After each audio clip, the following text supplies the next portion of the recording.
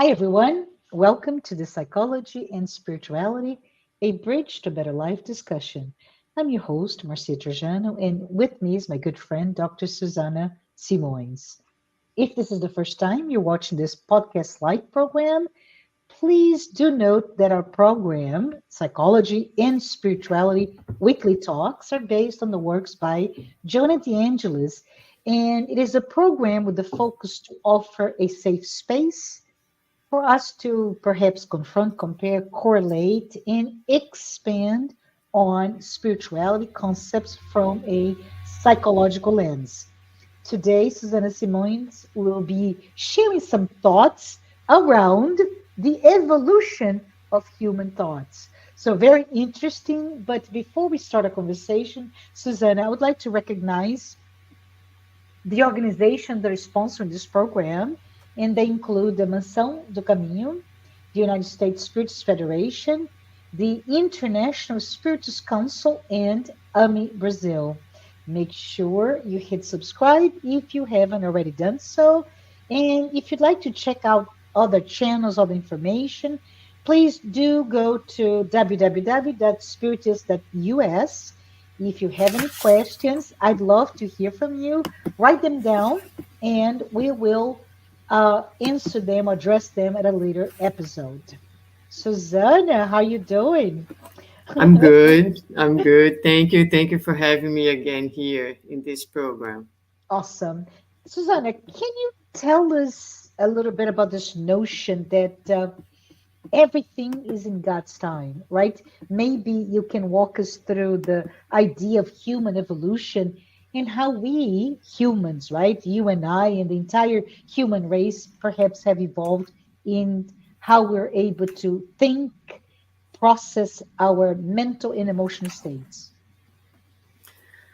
Well, um, let me just start by saying that this is a very fascinating topic that Joanna brings in the book in times of peace and health.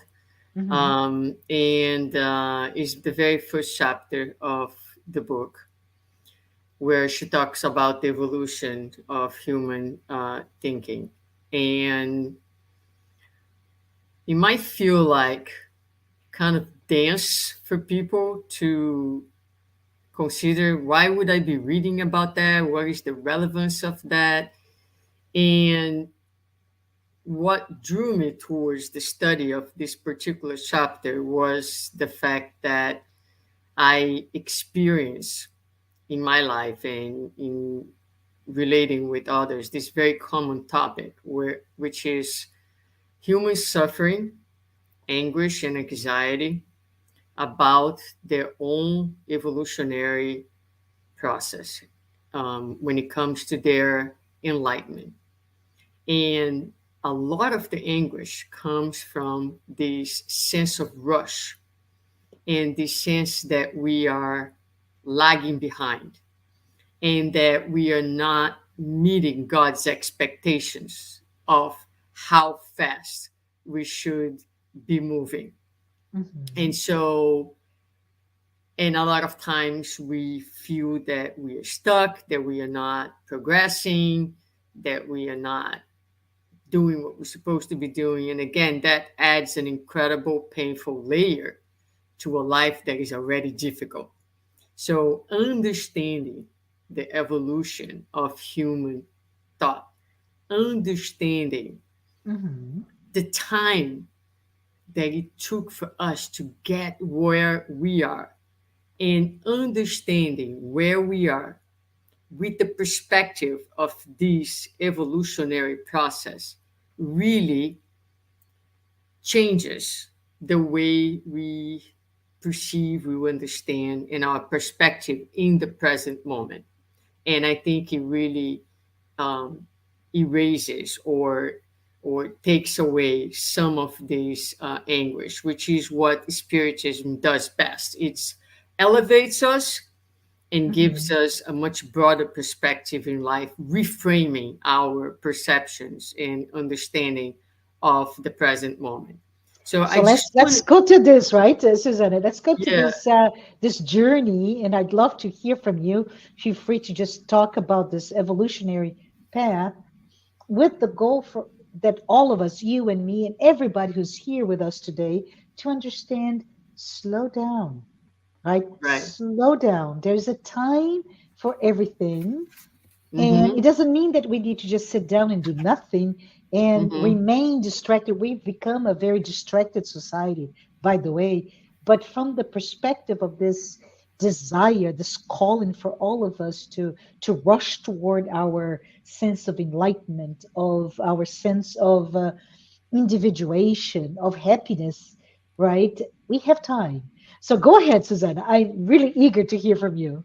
Yes, yes. And hopefully by the end, and I would love to get back to this, we'll be able to set some smart goals for ourselves, which is, goals that make sense and they are much more in line with our stage of evolution as opposed to goals that are unachievable and anxiety provoking.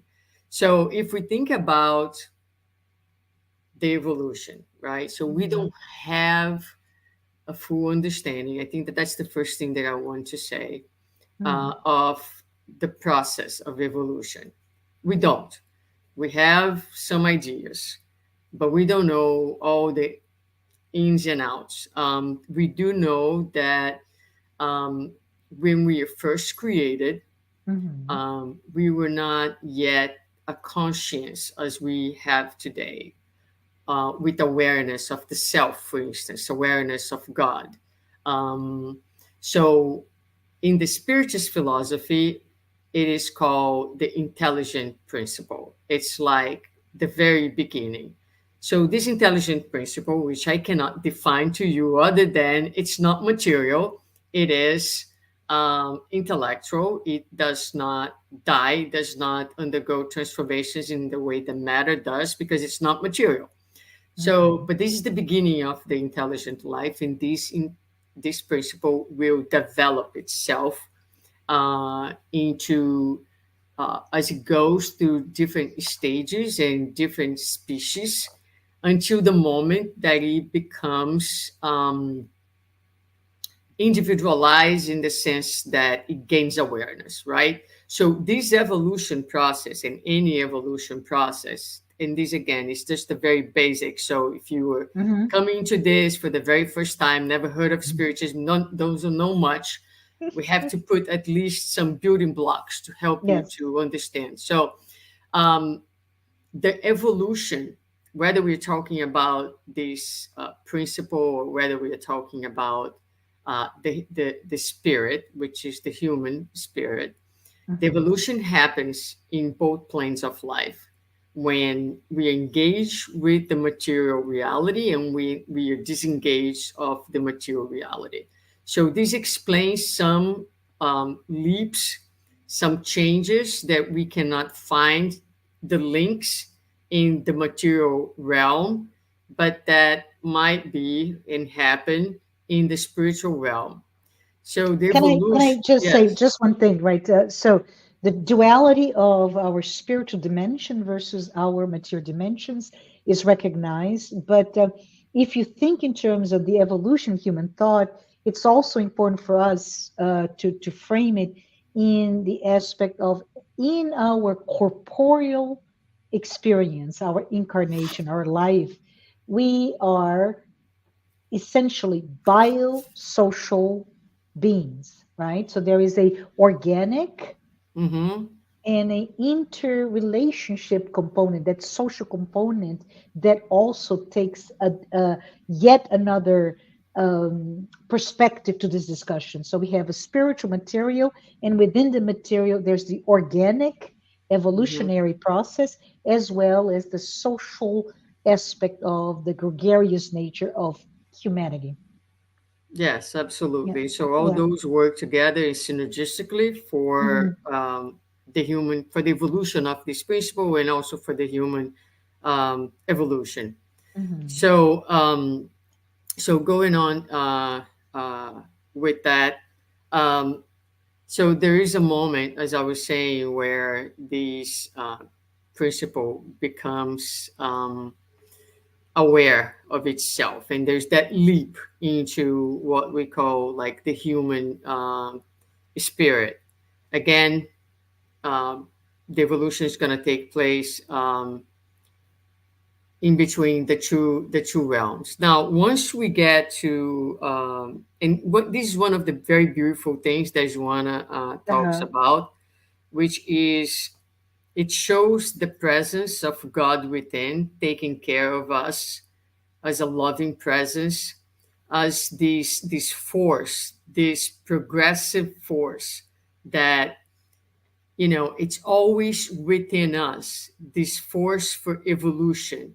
And so this force of love moving us forward and providing us, so we bring from the spiritual reality the instincts, the tendencies, the forces that actually drive the process.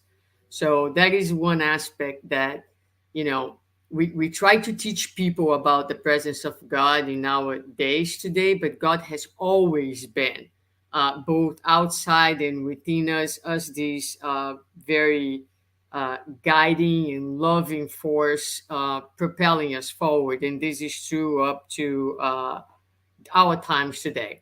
So, as the intelligent principle, as the spirit evolved, there is a correlation with the evolution of the physical body. Mm-hmm. So the improvement, the improvement of the the consciousness leads to the improvement of the body as well. In other words, the body becomes more um, specialized. For instance, so you take the human brain. The human brain, from the moment that we stood up on 2 feet, has continued to evolve like very significantly in Mm-hmm. response to the evolution of the spirit, the experiences, the challenges, the development of intelligence. So it really correlates. So if you look at, and we're talking about the Homo species, right? So we're talking about the moment that we're standing on 2 feet now, and we're looking at the Homo erectus, the Homo neanderthalis, and all these species that come before our Homo sapiens today. Mm-hmm. So we were on 2 feet, but our brain wasn't finished. It continued to develop. So if you look at the very first Homo varieties, right? Their brain, for instance, the frontal lobe was significantly smaller than the Right. frontal lobe in our brains today. Mm-hmm. So we have evolved.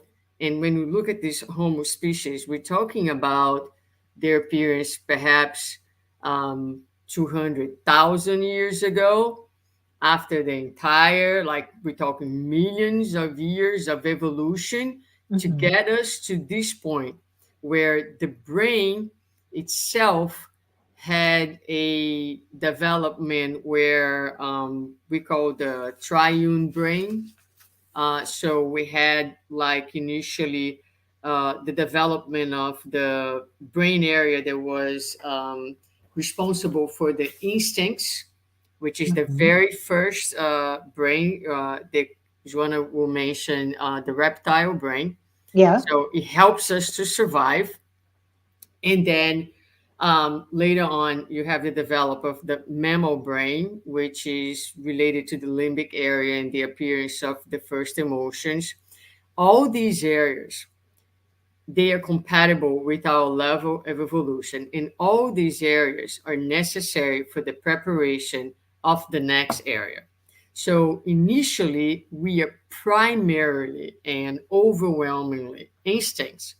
We are here on this planet dealing with a very hostile, unknown world without Mm-hmm. being able to make any sense of it, without being able to understand the reality that we Yeah. are in. We see things, we have no idea what they are, we have no idea what they are there for, we have no idea how to interact with them. this is us. This Very looks like a horror movie, right? You're well, inserted in the middle of a context, and things are coming at you. But we have yes, that reptilian brain helping yes, us survive, right? to survive, Yeah. right? So at some point, we start to developing some Mhm. emotions. Our brain evolves through the observation of this hostile environment. So we start to notice that, hey, some days or sometimes there's light, Mhm. sometimes there isn't light. Some days are cold, some days are hot. Sometimes we see someone who's moving, and on the next day, that person might not be moving anymore and not move ever again. And so, what is all that about? So, we start to slowly, by looking at nature, by looking at the animals. Oh, the animals protect themselves. Oh, these thunder struck the tree, and now there's fire. Oh, maybe, and fire's hot, and I'm cold. And Mhm. so we spend a long time, right, Mhm. making sense of the world outside of us, understanding, for instance, the concept of seasons. There's seasons. There are different times of the year where flowers bloom, where trees don't have any leaves, or where the leaves are falling, and all that kind of stuff. So we go from a what she called the pre-magic Yeah. stage of thought evolution, where we could not make any sense of anything around us, to what she is going to call the magic moment. Yeah. The magic moment is where, okay, now we're starting to understand things. We're starting to have some emotions. We afraid of things. We start to gather in groups. We start to protect. Then we now understand that there's seasons. We start to develop some tools. We Mhm. start to hang around in groups so we can protect ourselves, and we start to build shelters so we can protect ourselves from the environment. But think of this, we are talking about an incredible amount of years and a correlation between the development of the spirit and the development of the brain. A brain that is being developed, in other words, becoming more sophisticated, is increasing its neuronal activities, its That's right. connections through these very hardcore experiences. Mhm. So this is important because I also, when I think about this and I talk about this and I was reflecting about this as I was studying, the image of a seed came to mind, Mhm. right? So the seed is buried into this very cold, dark, hostile environment, and yet the environment that has all the nutrients and the absolutely best circumstances for it to break through the thick um, outside, right? Mhm. The skin, Mhm. which is thick, but it calls for the hostile environment, and then with the force of God within, it's able to break through and starts to navigate the soil until we reach the surface and breaks through the light. So I like to And think, there's a great paradox in itself, right? yeah, The protection, and I'm just thinking out loud here, Susanna, but the protection of the survival instincts was the protection of the seed. But once it immerses in the next phase, which is sprouting, it goes into this so-called adverse environment. It's hot, it's cold, and it's dark, and it's da da da. But it's exactly what that plant, in this case, in the metaphor, needs to bloom and become something else. And it's quite beautiful, very lyrical as well. So thanks for sharing that. no, yeah, and what made me want to say that is because you said, "Well, this sounds so cruel," and Hmm.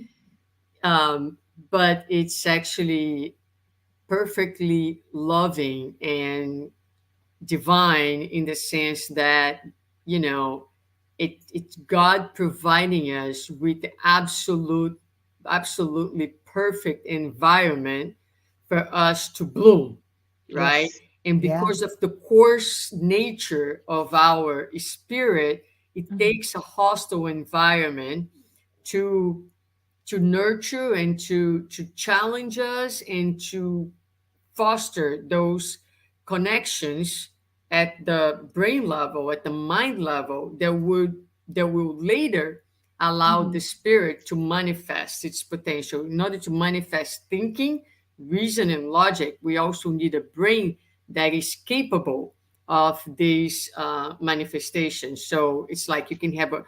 outstanding pianist with a Yeah. very awful piano. Mhm. He will not be able to showcase his That's right. talent because Yeah. the machine is not compatible. So it's Yeah, very and let me tell you something. credible. Yeah, Yes. because I think it's also good in that sense of the timing that it takes for the brain to Mm-hmm. develop, like the piano. You need a better piano to be able for that talent to be expressed appropriately. Um, it's not a light switch ever, right? We don't come from very primitive Homo erectus, etc., Right. to Homo sapiens. It takes that time to grow at a physical aspect, but also spiritual.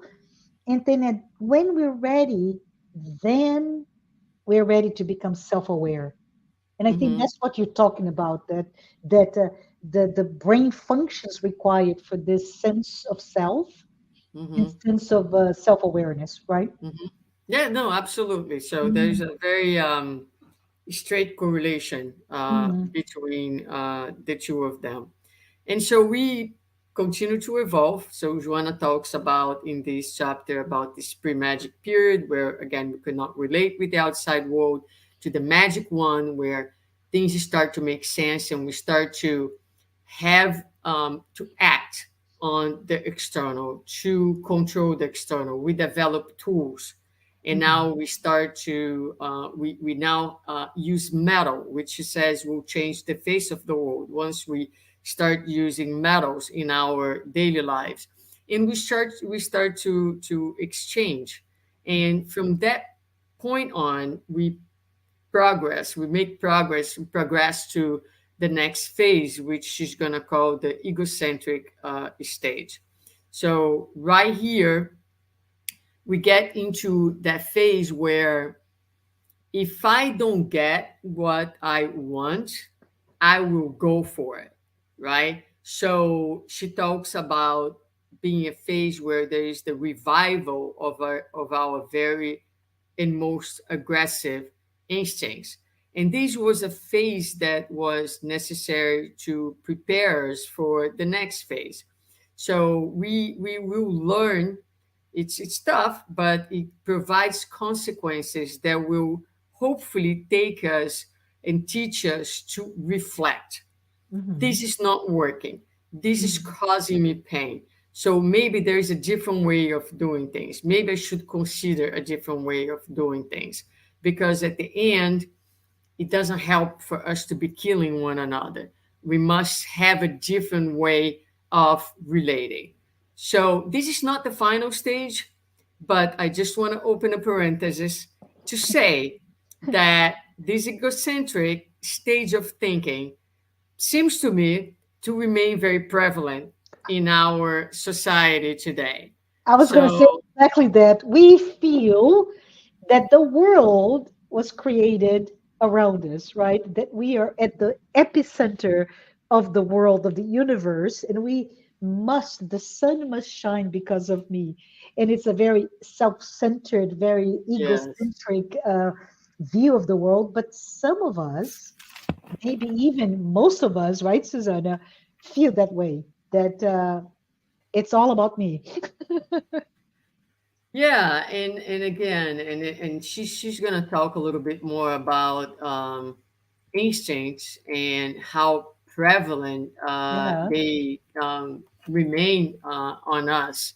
Mhm. But yes, so that's a stage of the evolution. So we went to pre-magical, to magical, to the egocentric, and the last stage, which the stage that we are now, it would be the rational stage. So in this stage, we start to make better sense. We are able to reason. We're able to have all the advances that we see in terms of technology, science, all the virtual realities that we are experiencing nowadays. And we have the prolongation of life, for example, the advances of medicine and all that type of stuff. Our life should be less afflictive.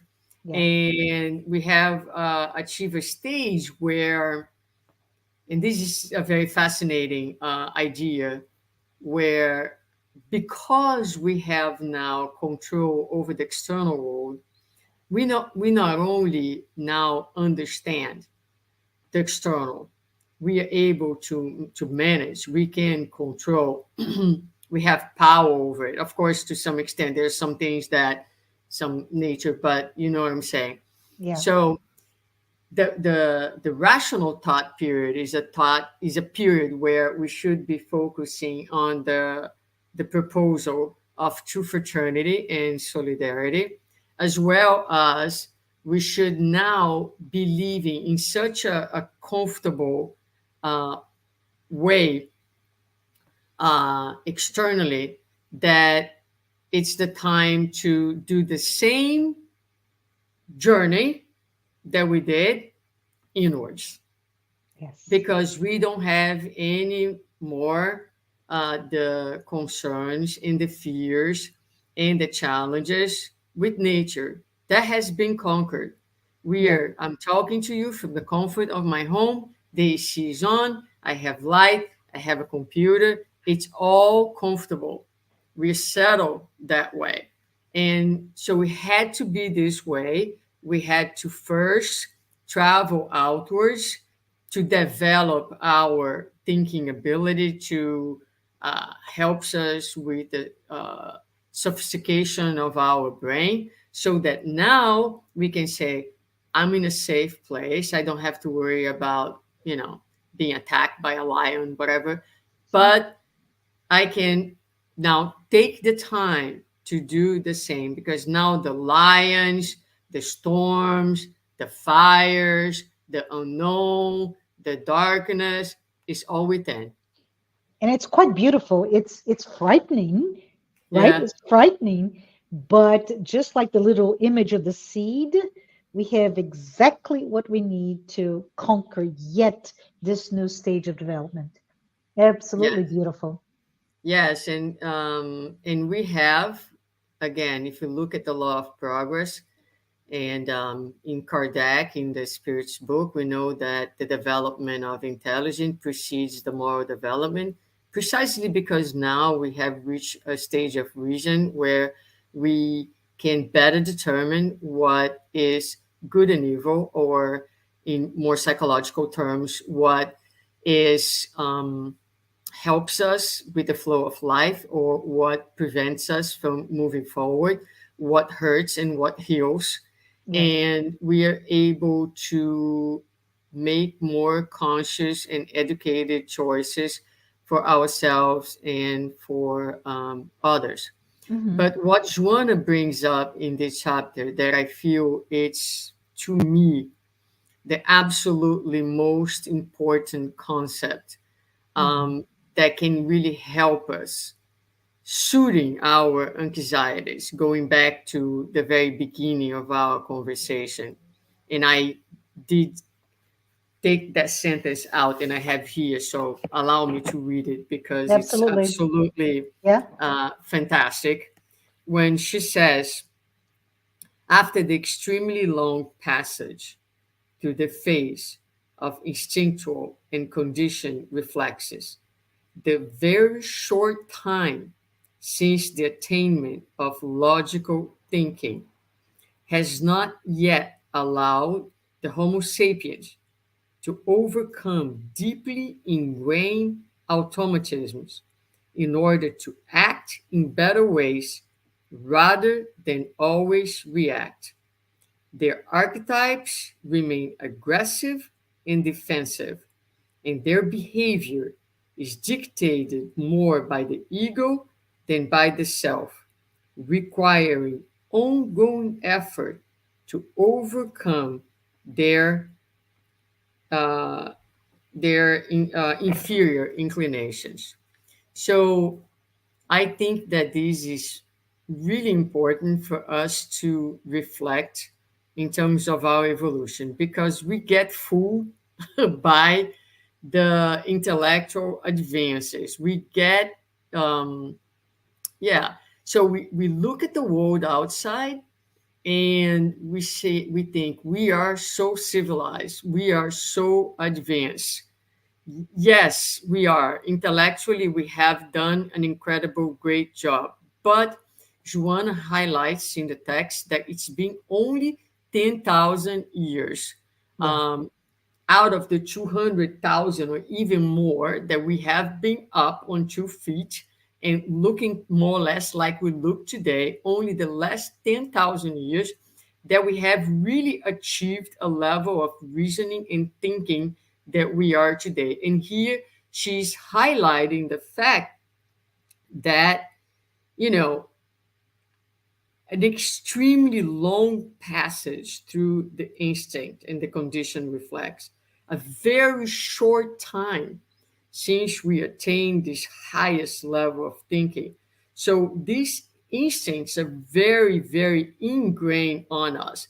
So the idea, Marcia, is that every day when we get up and we go out to live and Hmm. to relate, we're Yeah. taking our uh, weapons with us. We Yes. are going out into society within our armors. We have our shield. We are constant. We remain somewhat in this survival mode, Yes. which, if it's not because we think we're going to be trespassed by a sword, it is because we feel threatened emotionally. It's almost like Because, very tribal, right? If you think about in the history of recent, relatively recent history of mankind, it's very tribal. I'm a warrior, and I'm yes, here to protect my tribe, my clan, my family. But that puts me in a position to always look in fear for any external stimuli that may disrupt my family. yeah, Whereas what you're saying is that it's gone. The time is gone. We don't need that. We can just relax and invert our investment of discovery, of even warrior like type of activities inside of us. Does but, this make sense? but, Yes. Yes. but What?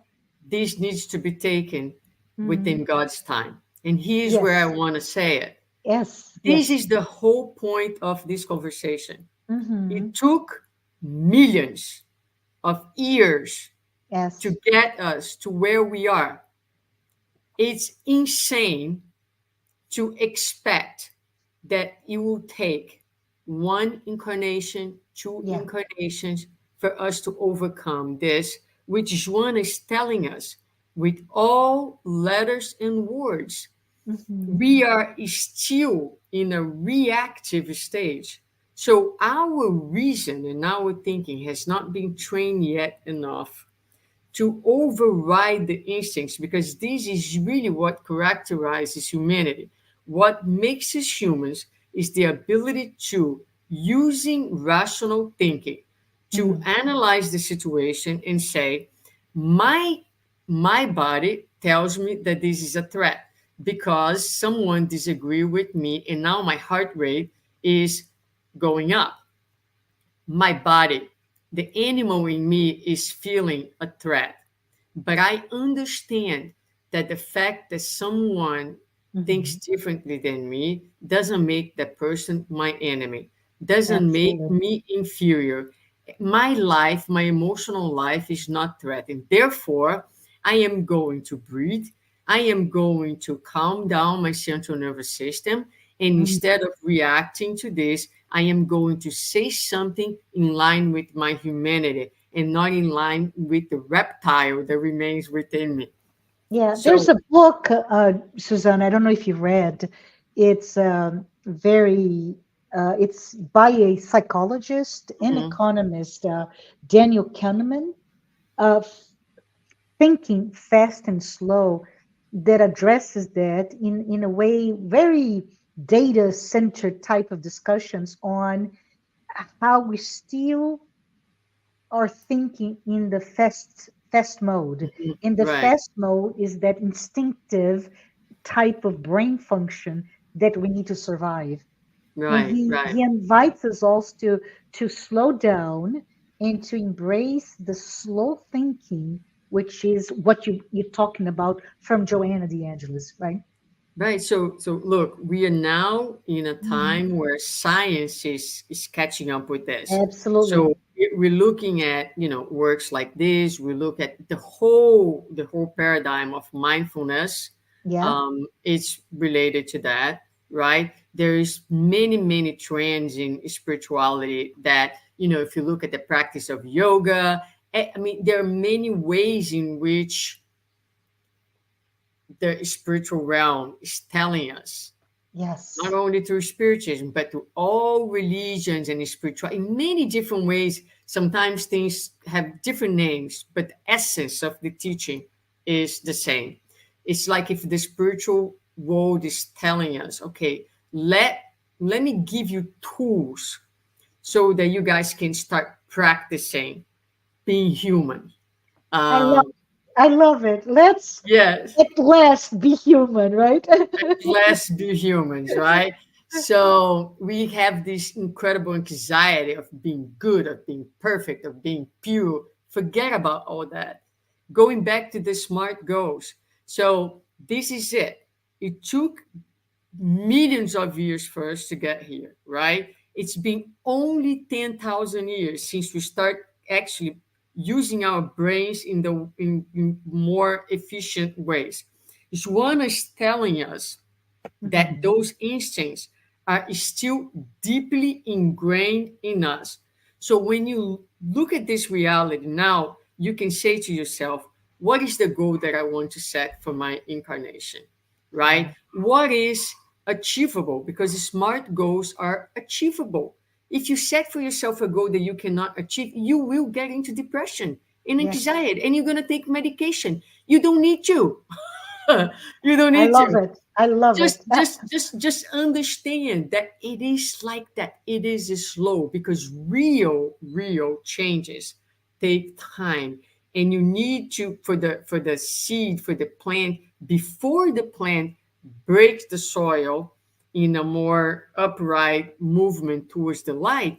It spent a long time expanding the roots under the ground in parallel, Yeah. in horizontal ways. So this is it. And one important aspect that Kardec will talk about, and I kind of like to make the connection with what Juan is saying here, Mhm. because she's going to say that she ends that statement saying that's going to take ongoing effort to overcome the inferior inclinations. And Yeah. so when Kardec talks to us about, for example, what is a true spiritist, she's going to say the spirits are recognized by moral transformation in the efforts to overcome the evil inclinations. But what is interesting about this is that when you look at the French work of the Spirit's book, and even the Brazilian translation, the Mhm. word used is not overcome, the word used is tame. Yes. Now, tame and overcome are two different things. Yes, taming can lead to overcoming eventually, but taming means that you have an instinct, a wild instinct, that you are training so that instinct does not manifest in that wild way. But It's the almost instinct, like a Zen Buddhist view of that wildness that exists in us, right, Susanna? yeah, but the Mhm. but something tame Yeah. Doesn't mean that it disappear. It means that it's under control, Yes. right? Yes. Yeah. Whereas when you talk about overcoming, you're talking about winning. So it will come a point. So when Jesus, for instance, right, when Jesus is uh, attacked or whatever, was he taming his tendency to hurt back, or he had already overcome that? That's it. Maybe, Yeah. in being a physical body, we don't. I'm speculating here. He might had physiological responses, but no tendency, no inclination whatsoever, ever, ever in thought or in any other way to retaliate. It was completely overcome because for you to have that tendency, you have to have fear and you have to feel threatened in Yeah. first place. If Yeah. you don't have fear and you don't have a sense of being threat, you will not react to that, Yeah. right? So I think that that's really interesting Yeah. because in terms of evolution, this is where we are. We are taming, right? So I feel that I try to do that very consciously in my life. Whenever I feel my heart racing, whenever I feel my muscles tighten up, whenever I feel that my central nervous system has gotten into that flight and fight mode, I say, okay, here's an opportunity. Sometimes I'm successful, sometimes I'm not. Sometimes it's faster than me, right? I go and I react. But I try, stop, breathe, think, Yes. and act, Yes. right? So that's the place where we have a understand you having all these feelings. You're angry, you are, distressed. Where's Hmm. that coming from? How are you feeling? What is underneath, right? Are you feeling diminished? Are you feeling, why are you so upset? What is that Hmm. telling you about you? And then be able to come up with an action that does not compromise my life even more, does not create more problems. So this is kind of one of the goals. Can we live this lifetime, if not significantly better, a little better? That's great. Can we start kind of balancing out our spiritual account so that we are kind of moving towards a positive um, balance and not creating more negative, not withdrawing more and more and more, right? So making Hmm. some small deposits of kindness and altruistic actions that can help us to have a healthier balance account in the infinite. I love it. The thought that came to my mind, and I know we're coming to the end, and I Yeah, love the SMART goals, right? Is it achievable? Yes, we can achieve that. But what comes to my mind, crazy as it is, Susanna, is that instead of flipping into living 100% or 90% of our energy in that very reactive, very primitive reptilian brain, if we can maybe start to think about it as, I don't know, let's spend 60% of our energy in the neocortex, right? The rational brain, maybe 40%, not 40, 30% in our emotional mammalian brain.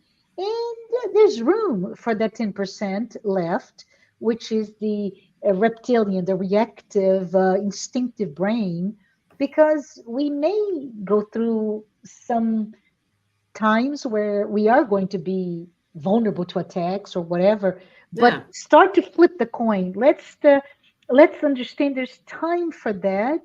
We, like you said, we don't live anymore in the sub-Sahara savannah with lionesses coming right. at us, hunting Yeah. us. No, this is gone. This is past. We have time to really be the best that we can be in our own humanness.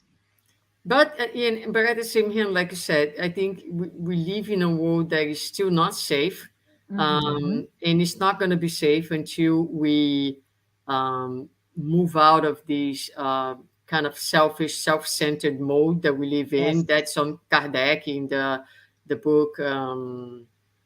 posthumous work. There's a Mhm. beautiful dissertation about how selfishness will never allow us to feel safe, Yeah. because we're always competing and we're always in a defensive mode. Mhm. So there are times where like the instincts are necessary, and even in the times where we already have the possibility to override it, but we don't. We shouldn't feel horrible. we shouldn't Yeah. nail us to a cross and Yeah. and punish ourselves, because it's important to recognize that that's very much our nature. Yeah. So, but the fact that it's our nature doesn't mean that is our destination. That's not, the reality that will have to be. So it's a balance between consciousness and kindness.